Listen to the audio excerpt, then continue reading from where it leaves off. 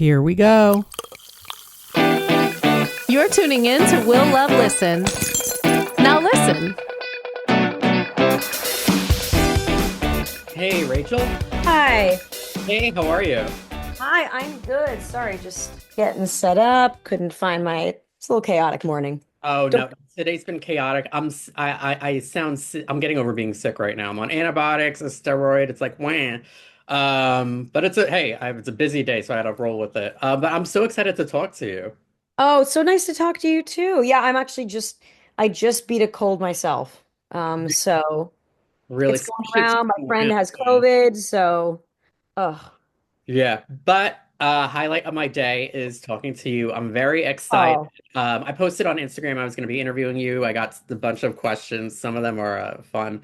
But yeah, so well, first off, how's everything going outside of the cold, of course. oh, good. I mean, I fly to New York tomorrow. Um, because I'm doing some other stuff around the concerts in New York. Yeah. So right after I get off with you, I'll pack. Um, there's a lot going on, but it's going well, and I'm excited to these concerts, and um, it's always better to be busy than not, Yeah, that's so true. Yeah, like I'm always grateful to be busy because hey, you need to be. especially in show business right now. Any work is is blessed. Yeah, that is so true. I'm so excited to talk about Crazy Ex-Girlfriend, the 10-ish year reunion concert, and your career in general. I want to take it back a little bit because I want to know how was your life growing up and ultimately how you segue into YouTube because your YouTube comedy music videos are really what made you like blow up initially. So I want to know how that all transpired. Oh boy, I'm trying to think of how to sum it up. I grew up in Southern California, and I was a theater kid. Um, And it was like half cool to be one because there was some really good theater in pockets around Southern California, and half very not cool because I grew up by the beach where it's like you played sports and surfed. And I did neither. Um, and when I got to college, I was a musical theater major, but I'd been doing comedy in high school, and I got on this sketch comedy group, and I fell in love with sketch comedy. And I think that going into writing my own comedy songs was addressing this feeling that I'd kind of always had since growing up of being stuck between worlds. Like Yeah. I was a musical theater kid, but I grew up by the beach, right? I I was definitely a theater kid, but I also really liked comedy. I loved escapist, happy musical theater, but I had a lot of like unaddressed mental health issues that made me quite dark as a person that didn't really like go along with light, happy musical theater, even though that's what I listened to most of the time. And then when I got into college and I started doing comedy more, my comedy standards got higher, and I realized there was a lot of musical theater out there that just wasn't funny in a modern way. And that's kind of what inspired me. It was really trying to find good audition songs for myself that inspired me to write stuff for myself.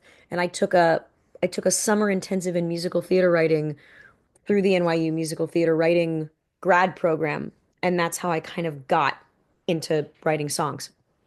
That's so interesting. I mean, you summed up really well. But that is so interesting. And I could sort of relate. I think a lot of people could relate to that. Like when you're into two different things that are polar opposites of one another, so it almost feels like you fit in, but you don't fit in at the same time. So, and just out of curiosity, because I actually just was at a Odyssey mental health event. It was a big concert. What mental health issues were you struggling with?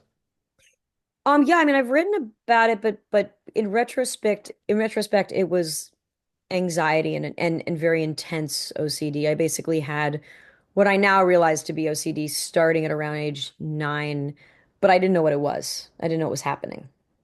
Yeah, wow, yeah, I struggled with that too. Uh, Yeah, and you think I'm doing this to myself. You just think that you're being weird. You think you're going crazy.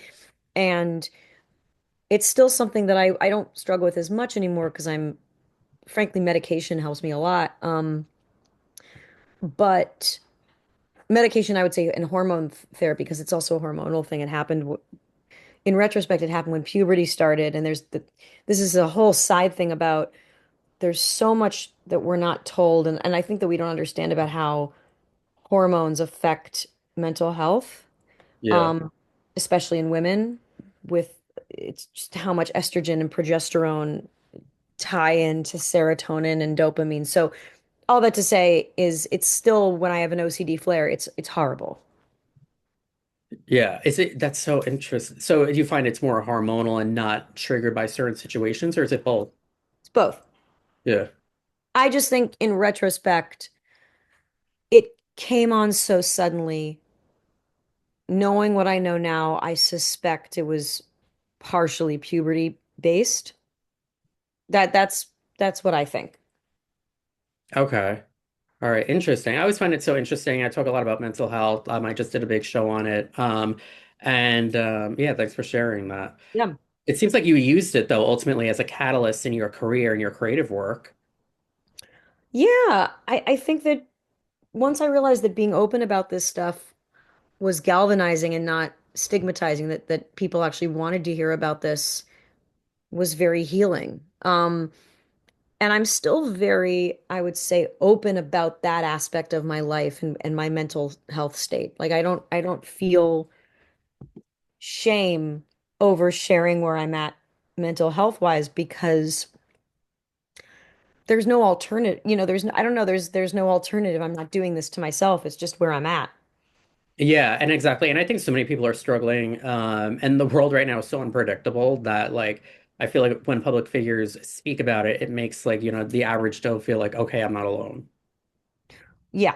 And it's good that we're talking about it's good that we're talking about. I do think it's helpful. I mean, I wonder mental health issues, you see it obviously it's like really big to talk about on TikTok. I wonder like I hope people are actually getting help. And I think they are, but it feels like as we've talked about mental health, unfortunately, with the rise of social media and phones, mental health issues have only gotten worse. I know. That's so, yeah, I feel like that too. I feel like initially it started out as a good thing, and now it's sort of like, okay, are we just going to talk about it on social media or are people going to do something about it? I mean, I think that people are getting help. I think it's net good talking about it. I just think that as the world gets more complicated, it happens to have or correlated, it's causation isn't correlation. It happens to have correlated with as we're talking about mental health, also, oh, A day in the life of come Rachel. on. Sorry. It changed to my husband's AirPods. He put his AirPods in, and that's what was happening. Oh, okay. I was like, I saw it come up on the thing.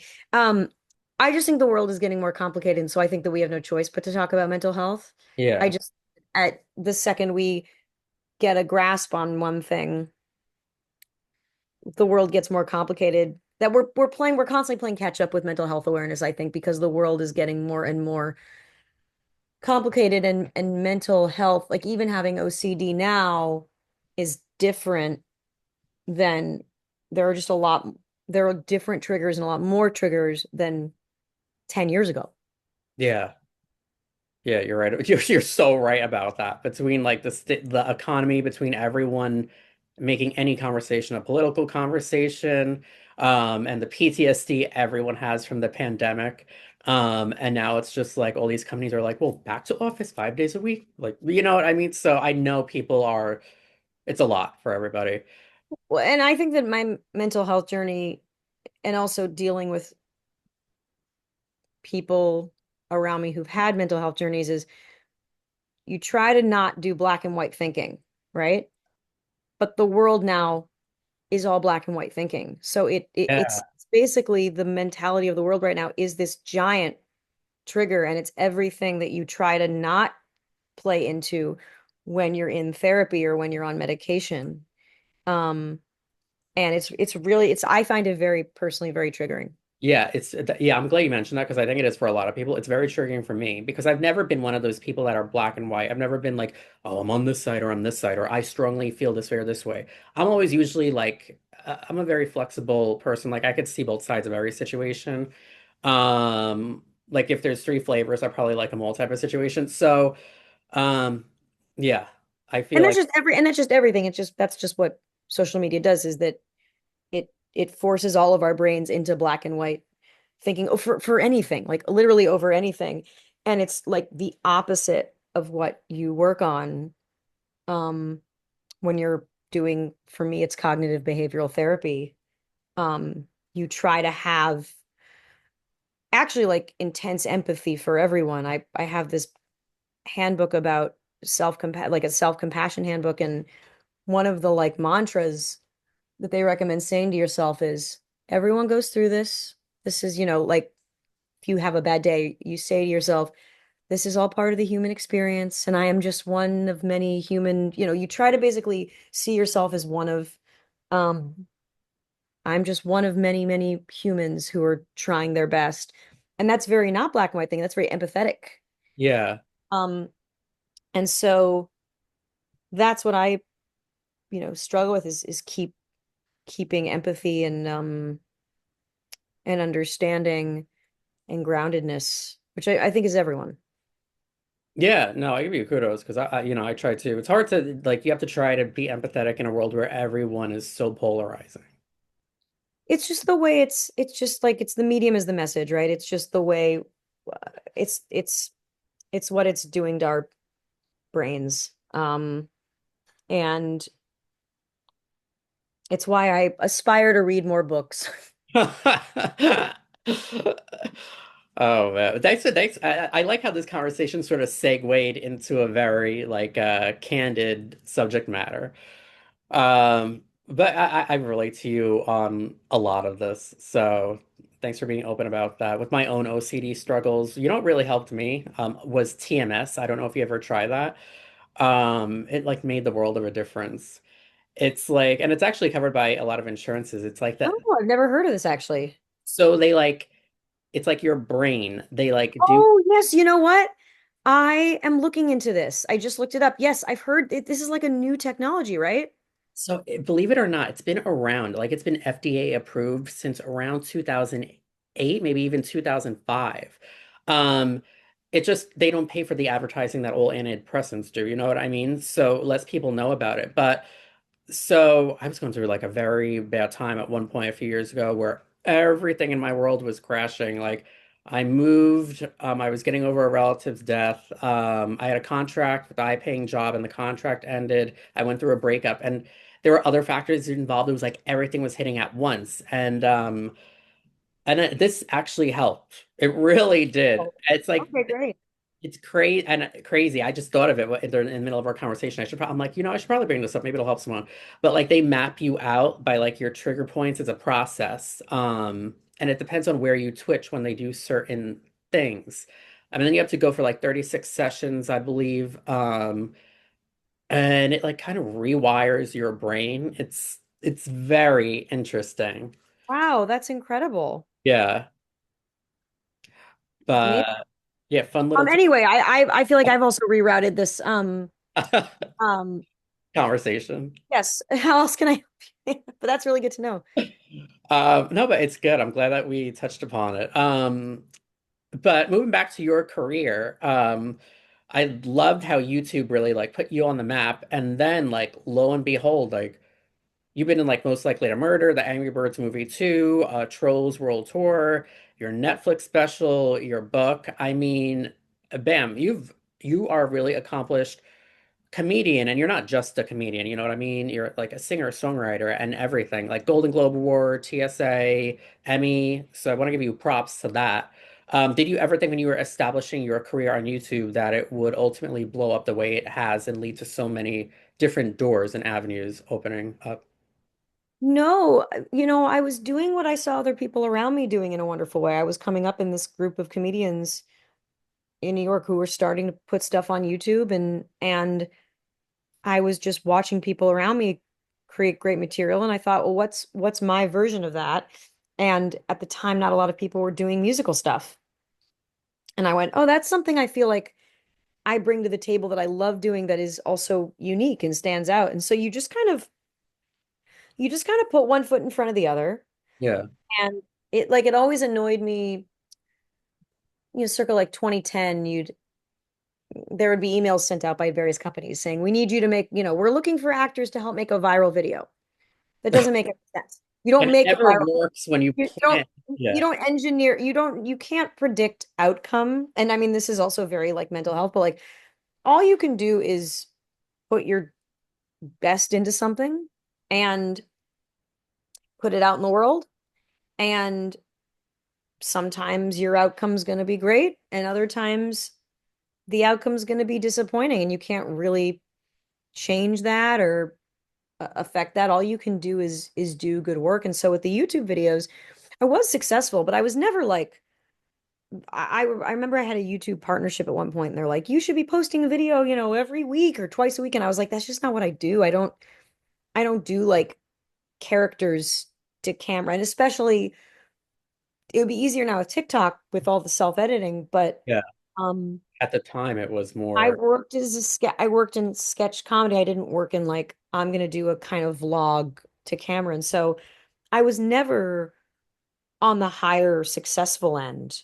Um I did a couple of music videos a year because they were real they were real shoots. And again, if I were doing it now it could be more lo-fi because of what TikTok offers. It still takes a lot of time. I mean, editing TikTok takes so much time, but the style is more lo-fi now. yeah, Um, I don't know, all you can do volume is just now. try to do good work. I mean, that's really all you can do.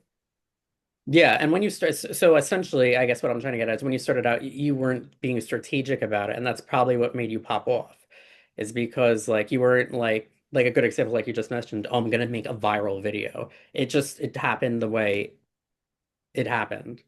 It's definitely strategy. Look, if you're going to put something on YouTube, there is a career strategy to it, right? So I thought in my head, I need a comedic calling card that's going to establish myself as this kind of one woman comedy stop, right? Where it's like writing and performing my own stuff.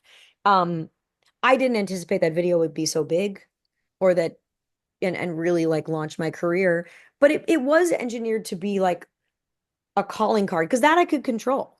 Yeah, yeah, exactly. And I mean, hey, it worked, you Yeah, know, 100%. and it led to all the opportunities, like I mentioned, between all the awards and the book and the Netflix special. Of everything that you've sort of gotten your feet wet in, what do you enjoy the most? I really like soup to nuts writing something and then performing it and really seeing the whole thing through to fruition. I think that that is really satisfying. To go on that journey with something is really, it's just what I love doing. Yeah, and now here we are at the Crazy Ex-Girlfriend, the 10-ish, I love the 10-ish year reunion concert. I got so many questions about that on Instagram. Yeah. When I posted gonna be interviewing you. So what could people expect from this? Start to finish, any surprises you're pulling out? Um, say it all.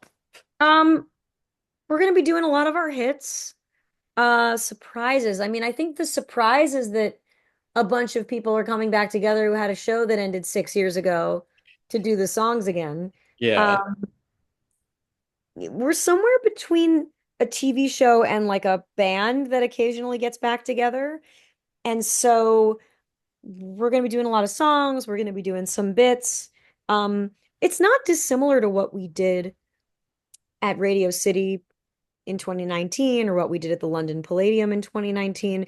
We'll be doing different songs, Yeah. but that feeling of the kind of we're all just a scrappy gang doing these songs is still what pervades it. And I feel like we'll always be there for the 50-year concert or whatever. Yeah, no, everyone's so pumped over this. That show developed such like a cult following um over its run. What was your favorite season? My favorite season, I'm just getting a computer charger really quickly as I talk. I think season 3 was my favorite season because it was the culmination of a lot of what we had originally um pitched in the show. Because it was the character actually having a breakdown. Actually, I mean, it's season 3 episode, I believe it's episode 4, when she's fully stalking Josh.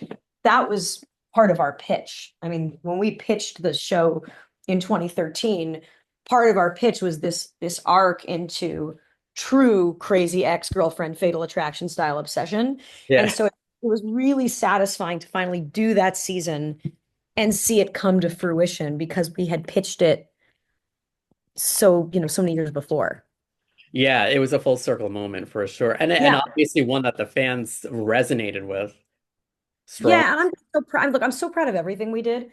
I'm just really doing that season felt really satisfying because in a way that season was okay, she's fully we're doing it. We're doing the full crazy, you know, deconstructing that word in this season.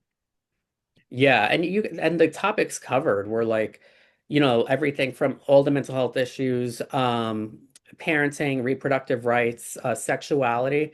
And I love how the way in which the storylines covered all these subjects. And I think that's what made the show such a favorite. I mean, hey, we're talking about it today, it's coming back and you're touring it. So, what were some of your, how do I put this? Because I got a lot of questions about this, but the storylines, like what was your favorite storyline, or at least one that you were the most attached to emotionally? Oh, I mean, again, that first part of season three for me personally was just very personal because that was the core of the premise of the show in so many ways is she's not in denial anymore. She's like, okay, I'm gonna go crazy and actually exploring what that looks like in reality. And I could have never, when we pitched it, the song The End of the Movie, which is I just love that song so much. And that song is mainly Adam Schlesinger, who wrote that. This commentary that this whole show is this woman trying to fit herself into narratives, and but life isn't a movie. Life doesn't make narrative sense, and we've watched for 3 seasons a woman try to squeeze herself into different narratives to make sense of who she is, and then she ends up fucking her ex-boyfriend's dad, which is in no one's narrative. Yeah. Was just I was really happy and proud of that, and I should say Oline Brush McKenna, who was the showrunner, um, she and the writers room just came up with so many brilliant ways to do that story as well. Yeah, I feel like the show was also ahead of its time a bit. Yeah, with mental health stuff, we 100% were. And also with like reproductive stuff. The CW in general deserves a lot of credit. The CW let creators create. They just kind of left you alone to do what you wanted, and you're feeling that loss now because the CW as it was is effectively dead. Yeah, I'm sad about that, Yeah, honestly. yeah. I mean, if you look there was some stat I was reading, the amount of scripted writing jobs it offered, let alone acting jobs and crew jobs. Um, the erasure of that network as a viable place to do original scripted series, you're feeling that loss. They took a chance on new ideas, new creators in a scrappy way that you don't see now.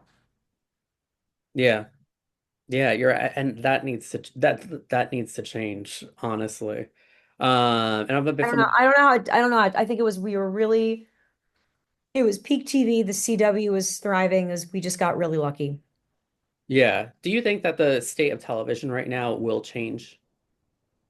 I have no idea. I could not tell you.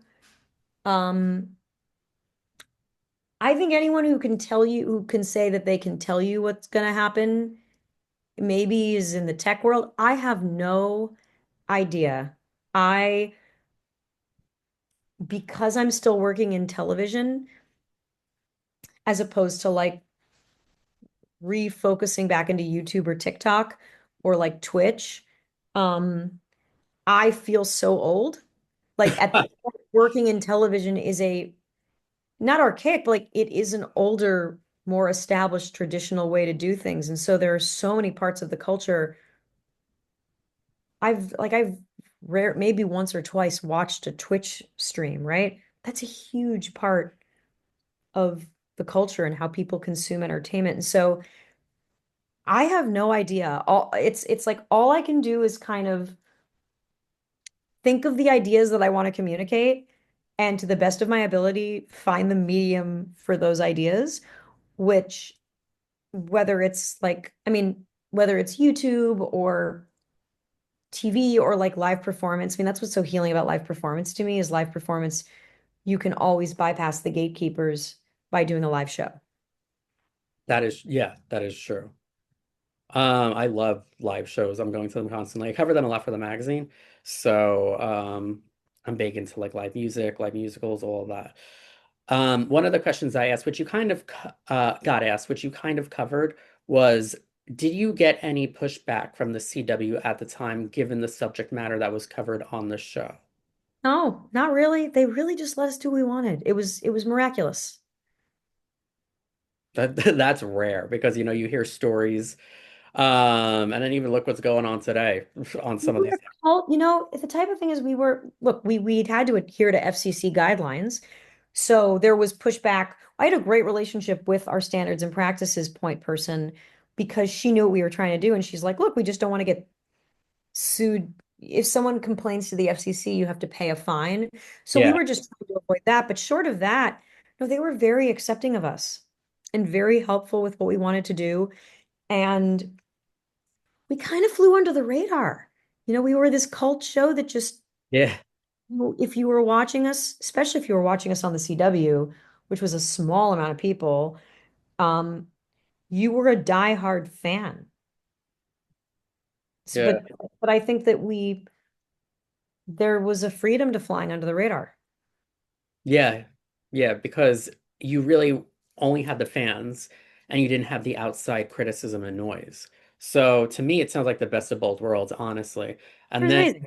yeah, and then on top of it, I knew you guys won awards because I watched the show in real time, but I mean, that was a while ago. I didn't really pay attention to awards and things of that nature.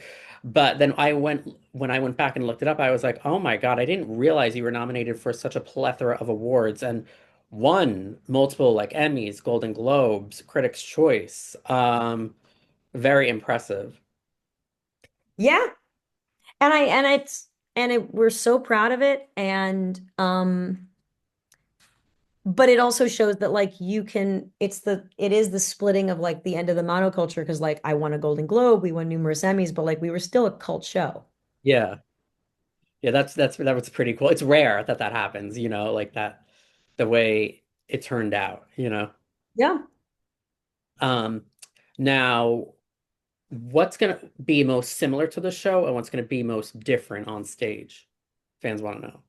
Well, we're playing ourselves singing the songs, I think. So it's much more a concert of the songs as opposed to like we're not doing scenes from the show. It's not a musical of the show. We're not playing our characters. It's just really like a concert of the songs. Yeah, no, I think that's perfect. So, um, and are you going to be doing any meet and greets or any things like that at all for any of the shows? Um, it's so tiring. It's so hard, and I want to conserve my energy for Yeah. the shows. So like no official mission, no official meet and greet. Okay. And what's next for you, comedy wise, after this?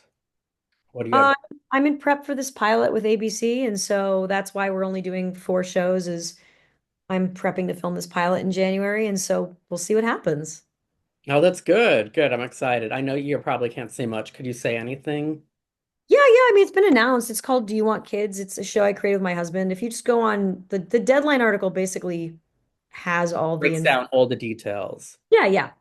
Is there anything else that was not covered or any updates that like you could like No, tease? no. Our goal is to film in January, so that's what we're in the middle of figuring that out.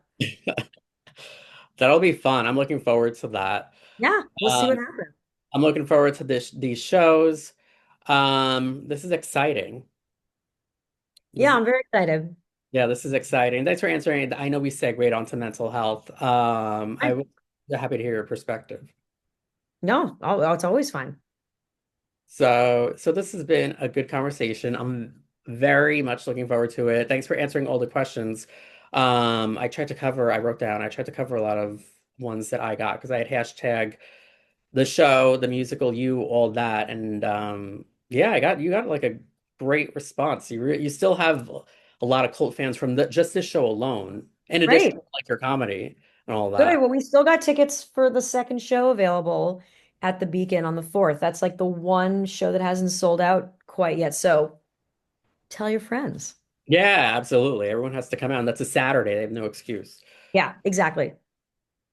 Oh, you're gonna be doing another Netflix special. As of now, I don't have one in the works, but I would like to someday. Yeah, because the one that you did last year, it was great. Thank you. Yeah, I'm really proud of it, and that was a long road, and I would love to do another. Yeah, no, I definitely see that coming. Um, but I won't keep you here all day. I'll try to be at the sh Saturday show. Maybe I could say hi to you real quick before. Yeah, yeah, just have them have my reps put your name on the backstage list. Okay. All right, perfect. Thanks for answering all my questions. I'll tag you on everything when it comes out. Your notifications will probably blow up. And good luck. Hopefully, I'll see you. Wait, was this a video interview? Both. Oh, okay. I'm trying to think if there's anything that, oh my God, sorry, I have no makeup on.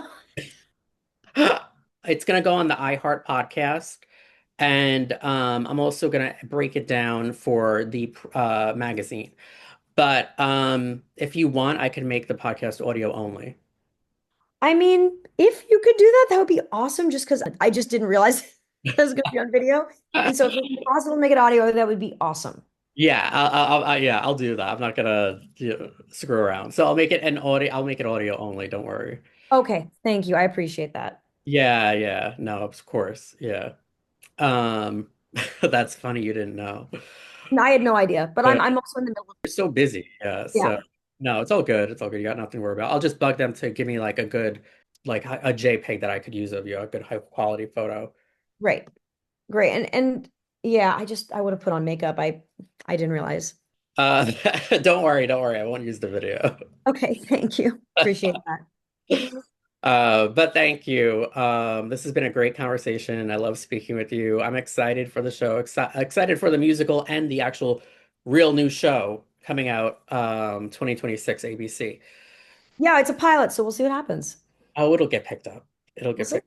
Manifest it. Manifest. Manifest. All right, thank you. Thank you so much. Have a good day. Thank you.